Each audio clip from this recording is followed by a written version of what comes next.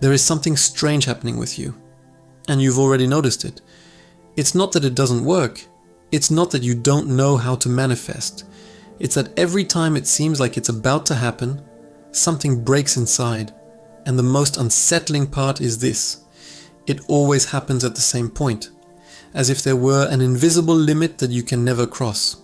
Now pay attention to this, because what you feel is not a lack of ability. It's a pattern that almost no one has the courage to face. You get close, very close. For a few moments, you really believe. You feel as if it were already real. Your energy changes, your mind organizes, even your body responds differently. But then, without realizing it, something shifts. A thought comes in, almost imperceptible. What if it doesn't happen? And that's it. Everything starts to slip away. Your mind leaves that state of certainty and goes back to the usual place. The place where it hasn't happened yet. Where you start to observe, measure, compare, and that's where most people get it completely wrong. You think you lost the energy, but you didn't. You just redirected it. And this happens in such a subtle way that it feels inevitable, because deep down, there is a part of you that is still looking at your current reality as if it were the final truth, even when you've already started building another one inside. And let me ask you a question you may have never truly stopped to answer.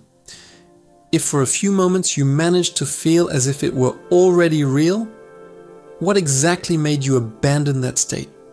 Because the answer to that changes everything. So stay with me, because what happens next is even more silent and much more decisive than you imagine. After you begin to leave that internal state of certainty, a nearly automatic movement arises within you. You look outside, not as someone who observes, but as someone who needs to confirm. It's like when you plant a seed, and the next day you start digging the soil to see if it has grown. It looks like care, but in reality, it's interruption. And that's exactly what you do with your reality. You feel inside that it's already happening. For a few minutes, sometimes for a few hours, you enter that state where everything feels aligned. Your body relaxes, your breathing changes, your mind stops fighting. But then the impulse comes. You grab your phone, you revisit a situation, you observe someone's behavior, you analyze the environment around you, and without realizing it, you ask a silent question. Has it changed yet? And in that exact moment, you're out. You left the state of someone who already lives it and went back to the state of someone who is waiting. And here is something that maybe no one has explained to you this clearly. It's not the act of looking that breaks it. It's the intention behind the look. When you observe seeking confirmation, you activate the perception of absence, and your emotional system responds immediately. Maybe not with despair, but with a micro discomfort, a slight tightness, a small doubt, a quick thought like, not yet. And that not yet is more powerful than any positive affirmation you made before, because it comes loaded with emotional truth. Now let me give you a real example. A person trying to manifest a reconciliation. They visualize, feel, believe. For a moment, they truly see themselves living it. But then, they go into WhatsApp. They see there's no message. They see the person is online and didn't talk to them. They see nothing has changed. That's it. The energy drops, not because reality isn't moving, but because they exchanged the internal state for external reading. Another example. Someone wanting financial prosperity. During the day, this person feels confident. They imagine freedom, money flowing, opportunities appearing, but at night, they check their bank account. And even without despair, that thought comes, there's nothing here yet. That thought, seemingly harmless, redefines the entire field. Do you see it? You don't need to collapse emotionally to fall out of alignment. All it takes is a moment of checking loaded with doubt. Now connect this with something even deeper. Even when you notice this and try to return to the state, there is emotional instability happening inside you. And it's not obvious. You feel certainty, but it's not continuous. It comes in waves. One moment you're aligned. Soon after, you're neutral. then comes slight anxiety, then hope, then doubt again. And you think that's normal. But here is the truth that changes the game. Reality does not respond to your best moment. It responds to your dominant pattern. If during the day you access the right state for a few minutes, but spend the rest of the time oscillating, the field has no stable base to sustain manifestation. It's like trying to build a house on ground that won't stop moving. Now pay attention, because this is practical and direct.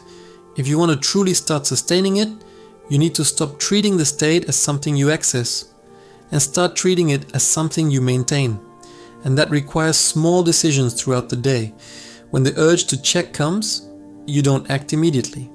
You breathe and return to the state. When a doubtful thought comes, you don't fight it, but you also don't feed it. You recognize and choose to remain. When the external looks the same, you don't interpret, you don't draw conclusions. You just continue being the one who already lives it, because that's what sustains it. And here comes a point that separates those who manifest from those who only try. It's not the big falls that take you out of the process. It's the small oscillations you ignore. That quick glance, that loose thought, that slight feeling of insecurity. All of this, repeated throughout the day, builds a pattern. And that pattern is what reality follows. Now I'm going to ask you a question that might challenge you a bit. If you already know exactly what the state of someone who has it feels like, why do you still treat that state as something temporary? Why do you enter but not remain? What inside you is still conditioned to leave? Because in the next point, we go even deeper. Something that is not about energy, it's about identity. And that is where almost everyone gets stuck without realizing it. If this made sense so far, comment "I am ready to truly align" and stay with me. Perfect, so stay with me. Because now we enter a layer that almost no one wants to truly look at. Up to this point, you've already understood that it's not a lack of technique, it's not a lack of trying, and much less a lack of ability. What begins to appear now is something more uncomfortable. Haste. And not that obvious haste. Anxious, desperate, but a silent haste that hides as expectation. You feel like you've done everything right, that you've aligned, visualized, believed, and then a nearly imperceptible internal tension arises. It should already be happening. Do you see it? It's not direct doubt. It's pressure. And that pressure completely changes your frequency. Because when you enter that state, you stop allowing and start forcing, even without external action. Inside, there is contraction.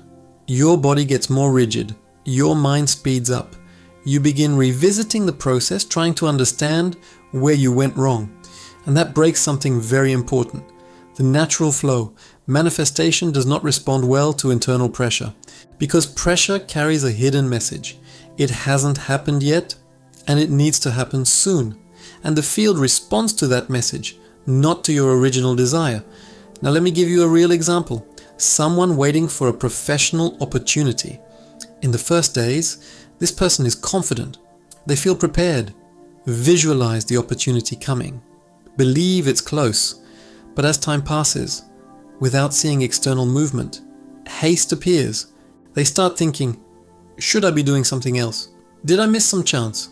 Maybe this isn't for me. And even if they continue affirming positive things, underneath there is tension. And that tension blocks the process, because instead of expanding, the energy starts to contract. Now connect this with something even deeper. It's not just haste, it's who you believe you are, like while you wait, because you can want a new reality very much. But if deep down you still see yourself as someone who doesn't live that, you won't sustain it. And this is not about superficial self-esteem. It's identity. It's how you recognize yourself when no one is watching. It's the kind of automatic thought that arises when you're alone. It's how you react to everyday situations. For example, a person wants prosperity, but continues seeing themselves as someone who always manages somehow, who lives on the edge, who can't afford financial mistakes. Another wants a healthy relationship, but still perceives themselves as someone who is always left, who needs to prove value, who is not a priority. Do you see the conflict? The desire is on one level, but identity is on another, and reality always follows the dominant identity. No matter how much you visualize something new, if you keep reacting as the old version, it's that version that sustains the field. And here is a practical point that almost no one applies. You don't change your identity just by thinking differently. You change it by sustaining micro behaviors consistent with who you are becoming. It's in how you decide, in how you respond, in how you position yourself, even when nothing has changed outside yet. For example, if you want to be someone valued, you start stopping accepting the minimum. If you want prosperity, you start treating small decisions with more awareness. If you want a healthy relationship, you start respecting yourself in the details. This is not about pretending. It's about aligning behavior with identity before external validation. And that sustains the field in a way most people ignore. Now let me ask you something directly. Who are you being while you wait? Are you being someone who already lives it? Or someone who is still trying to reach it? Because that answer defines everything. And what comes next goes even deeper. Because even when you begin aligning identity, there are still silent interferences that enter the process at the most critical moment. And that's where many people return to the starting point, without understanding why. Stay with me. Because now we enter a layer that almost no one notices. But that decides the entire game. Even when you have already adjusted your state, understood haste, started aligning your identity, there is something that only appears when you are very close, and that's why it hurts more. Unresolved beliefs, entering silently at the final moment. They don't come as clear sabotage. They don't say, "This won't work." They come with a calm voice, almost rational.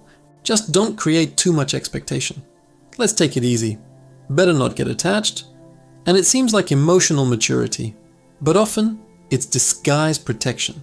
Because deep down, there is an active emotional memory inside you, an old experience that taught you that winning can turn into losing, that opening up can turn into pain, that achieving can bring pressure, responsibility, or abandonment. And your system doesn't forget that just because you decided to evolve, it tries to keep you safe. But safety, at this level, means staying in the known, even if the known hurts. Now let me bring this into real life situations, the way it happens day to day. A person finally starts receiving more money. It's not ideal yet, but it's already different. An unexpected income appears. A new client shows up. An opportunity begins to form. And instead of simply sustaining it, an internal dialogue begins. Calm down. This might just be temporary. I can't count on this yet. Better not change anything. And then what do? They don't invest. They don't allow themselves to improve their standard, as they keep acting as if they were still in the old scenario. Energetically, they say, "This is not mine yet." And the field responds by maintaining that instability. Another more subtle example. A person starts experiencing a lighter relationship. No games, no constant tension, with presence, respect, exchange.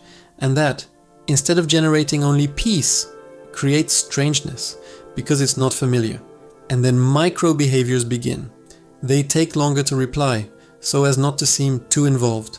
They test the other, creating small situations. They hold back expressions out of fear of exposing themselves. None of this is conscious, but all of it communicates. I still don't trust this. And little by little, what was flowing starts losing strength. Do you see the depth of this? It's not that you don't want it. It's that there is a part of you that still doesn't recognize it as safe. Now let's go deeper. There is a very specific moment, Hamal, that almost no one notices. It's when things start going right, but are not fully consolidated yet. This is the most critical point, because this is where a very particular internal discomfort is born. It's not anxiety of lack, it's anxiety of excess. Something like, "This is too good. What if I can't maintain it? What if this is taken from me? And here something important happens, and you begin to reduce your own expansion to avoid the risk of losing. You regulate yourself downward. And this shows up in simple things. You avoid celebrating. You avoid getting too involved. You avoid assuming it worked, as if you were trying not to activate a possible loss. But this contraction interrupts the process, because manifestation is not just arriving, it's sustaining. And sustaining requires internal permission. Now here is something very practical that almost no one consciously applies. Every time something starts going right, instead of analyzing, you need to normalize. Simple as that. If money comes in, you don't react as an exception. You treat it as continuity. If someone values you, you're not surprised. You accept it as coherent with who you are now. If something flows, you don't question it. You remain. This teaches your system that it's not an isolated event. It's a new pattern. Another practical point. When a protective thought comes, you don't go to war with it, but you also don't let it lead. You observe and reposition. Something like, I understand where this comes from, but this no longer defines my reality. And move on. No drama, no confrontation, just choice. Because what strengthens the new is not intensity. It's conscious repetition. Now let me bring you a shift that changes everything. You don't lose what you manifest. You lose what you still don't feel safe to sustain. And internal safety does not come from the result. It comes from built familiarity. And familiarity is created by living, even with discomfort, remaining, even with slight doubt, receiving, even without fully understanding. Now answer this with total honesty. When something starts going right in your life, do you expand or do you slow down to protect yourself? Because that answer reveals exactly where your process gets stuck. And what comes next is the final level. It's the most subtle point, and at the same time, the most decisive of all. It's where many people do everything right, and even so, lose the exact moment of the shift. Pay very close attention to the next part, because this is where everything is defined. Now stay with me until the end, because this is the most subtle point, and at the same time the most decisive of the entire process. This is where many people do everything right, and still don't see the shift happen, not because they failed, but because they left exactly at the moment they should have remained. There is a very specific instant when reality begins to yield. It's not visible yet, it's not confirmed yet, but internally, something has already turned. And it is precisely at this point that most people lose, because the mind comes in, not as direct doubt, but as time. When is this going to happen? Is it already close? How much longer? Do you see it? Attention leaves a state and enters time. And this seems harmless, but it completely changes your internal positioning. Because when you enter time, you go back to waiting.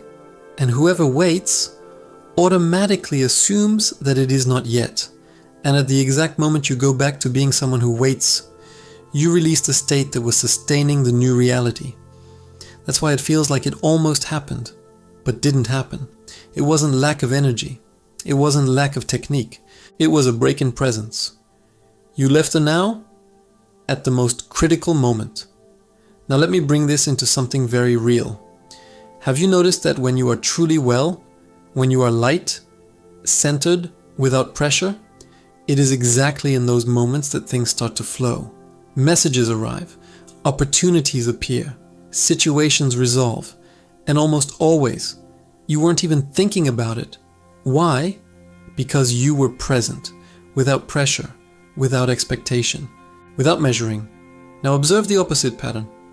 When you are waiting, when you are counting time, when you are almost there, but looking to see if you arrived, nothing happens, or it feels stuck, because presence is not intensity. Presence is continuity. It is remaining in the state without needing confirmation. And here is the shift that almost no one accepts at first. Manifestation does not happen when you force the result. It happens when you stop interrupting the process. Simple as that. And interrupting, most of the time, is not doing something wrong. It is leaving the right state for a few seconds at the decisive moment. Now, here is the most important point of this entire script. You don't need to do more.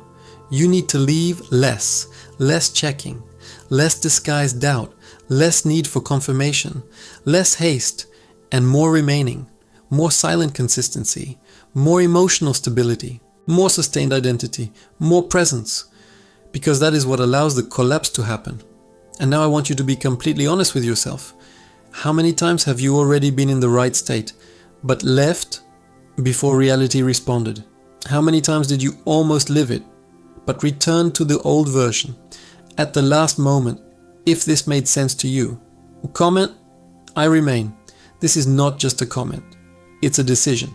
And if you feel like you are part of this group that is awakening, that is starting to understand how this really works, subscribe to the channel. Because what you are accessing here is not about technique, it's about consciousness. And few people are ready to sustain this until the end.